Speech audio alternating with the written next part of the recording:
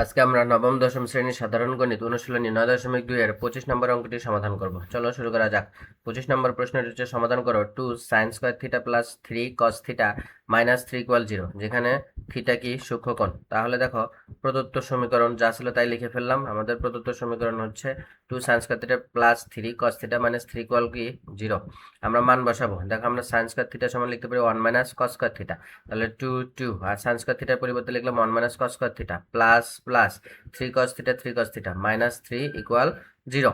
এরপরে দেখো আমরা গুণ করে দিই। 2 দ্বারা 1 এর সাথে গুণ দিলে কত 2 মাইনাস 2 দ্বারা এই মাইনাস cos স্কয়ার থিটার সাথে গুণ দিলে আমরা পাবো minus 2 cos square theta plus 3 cos theta minus 3 equal 0। এরপরে দেখো আমরা মাইনাস 2 cos স্কয়ার থিটাকে রাখলাম, প্লাস 3 cos থিটা লিখলাম, আর মাইনাস 3 থেকে প্লাস 2 বাদ দিলে কত পাবো মাইনাস 1 ইকুয়াল কত 0। আমরা কি করি মাইনাস 1 দ্বারা গুণ করে পাই। মাইনাস 1 দ্বারা যদি গুণ দিই তাহলে জাস্ট চিহ্নগুলো পরিবর্তন হয়ে যাবে। তখন মাইনাস 2 cos স্কয়ার থিটার জায়গায় আমরা লিখতে পারবো plus 2 cos square theta plus 3 cos থিটার জায়গায় মাইনাস 3 cos থিটা আর মাইনাস 1 এর জায়গায় প্লাস 1 ইকুয়াল কি 0।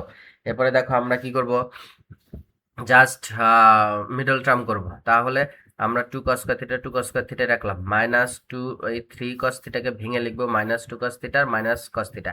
তা দেখো এটা যোগ করলে কি পাবো মাইনাস 3 cos থিটাই পাবো, আবার গুণ করলে প্লাস 2 cos স্কয়ার থিটা পাবো। এরপরে প্লাস 1 1 ইকুয়াল কত 0। এখান থেকে আমরা কি 2 cos থিটা কমন নিলাম। তাহলে যদি আমরা এখান থেকে 2 cos থিটা কমন নিই তাহলে দেখো এখানে থাকে যাবে একটা cos থিটা মাইনাস, এখান থেকে তো 2 cos থিটা কমন নিয়েছি তাহলে 1 থাকবে। এরপর মাইনাস মাইনাস এখান থেকে আমরা 1 কমন নিলে দেখো মাইনাস 1 যেহেতু কমন এসেছে তাহলে এখানে cos থিটা থেকে যাবে, আর মাইনাসে প্লাসে মাইনাস আমরা কি পাবো 1 ইকুয়াল কত 0।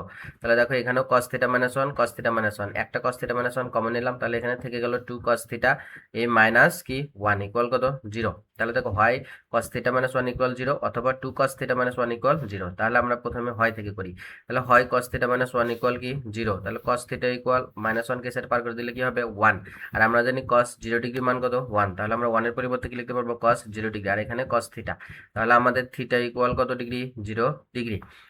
ইহা কি মানটি গ্রহণযোগ্য নয়, কারণ প্রশ্নে বলা হয়েছে থিটার সূক্ষ্মকোণ।